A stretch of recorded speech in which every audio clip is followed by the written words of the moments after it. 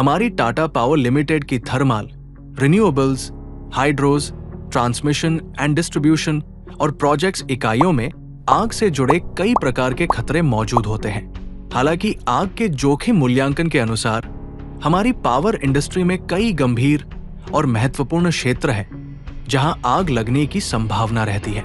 आग को लगने के लिए ऑक्सीजन, फ्यूल और हीट के चेन रिएक्शन के सहयोग की आवश्यकता होती है। आग को 5 वर्गों में वर्गीकृत किया गया है: class A, class B, class C, class D, class F. आग के जोखिम से प्रबंधन के लिए अग्नि निवारण और सुरक्षा के उपाय सुझाए गए हैं। फायर पंप हाउस में 3 तरह के फायर पंप्स का उपयोग होता है: जॉकी पंप, मेन विद्युत संचालित पंप, डीजल संचालित पंप। आग से बचाव और आग बुझाने की प्रणालियों का समय समय पर निरीक्षण और रखरखाव करना जरूरी है ताकि वे हमेशा सही हालत में काम करते रहें। अग्निशमन उपकरणों का गलत इस्तेमाल न करें। आपातकालीन नियंत्रण कक्ष में ये सभी उपकरण होने चाहिए।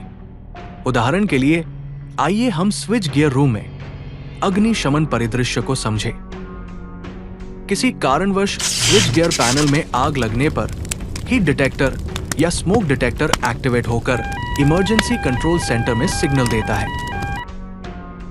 जैसे ही कंट्रोल पैनल में वार्निंग सिग्नल आता है तो तुरंत जिम्मेदार व्यक्ति इमरजेंसी कंट्रोल रूम से घटना के प्रकार की जांच करता है और फायर फाइटिंग टीम को बताता है। फायर फाइटिंग टीम आवश्यक फायर फाइटिंग उपकरणों के साथ घटना स्थल पर तुरंत पहुंचकर आग पर काबू पाती है। यदि आग खुले क्षेत्र में लगी है तो फायर फाइटिंग टीम घटना स्थल का निरीक्षण करते हुए विंडसो को देखकर हवा की दिशा का पता लगाए। उसके अनुरूप विपरीत दिशा में अग्नि उपकरणों का इस्तेमाल करते हुए आग पर काबू करती है। सिर्फ ट्रेंड फायर फाइटर को ही अग्निशमन का काम करना चाहिए। ऑटोमेटिक डिटेक्शन उपलब्ध नहीं होने पर आग लगने की स्थिति में जहां ऑटोमेटिक डिटेक्शन सिस्टम न हो या मानव रहित एरिया हो, ऐसी स्थिति में सभी कर्मचारियों की जिम्मेदारी बनती है कि वे तुरंत मैनुअल कॉल पॉइंट या अन्य संचार माध्यम से इमरजेंसी कंट्रोल सेंटर को घटना के बारे में विस्तारित सूचना दें ताकि अग्निशमन के सदस्य बिना किसी देरी के पहुंचे और तुरंत आग पर काबू पाए। आपातकालीन योजना इमरजेंसी रिस्पांस प्लान को अग्निशमन तैयारियों और प्रतिक्रिया सहित समय समय पर विकसित और आधुनिक किया जाना चाहिए। आपातकालीन योजना यानी इमरजेंसी रिस्पांस प्लान को आग बुझाने की तैयारी और प्रतिक्रिया को शामिल करते हुए समय समय पर विकसित और अपडेट किया जाना चाहिए।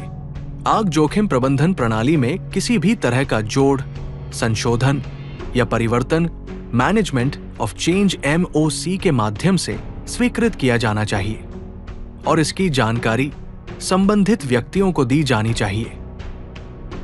यदि आप आग बुझाने के लिए प्रशिक्षित नहीं हैं तो अपनी जान को जोखिम में न डालें। ये कार्य केवल प्रशिक्षित व्यक्ति को ही करने दें।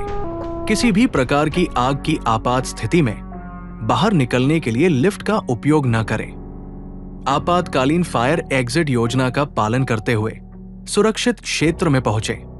आग एक छोटी सी लापरवाही से बड़ा नुकसान कर सकती है। सुरक्षा नियमों का पालन करें, सतर्क रहें और सही समय पर सही कदम उठाएं। याद रखें, फायर सेफ्टी केवल नियम नहीं बल्कि आपकी और दूसरों की जान की सुरक्षा है। सुरक्षित रहें, सजग रहें।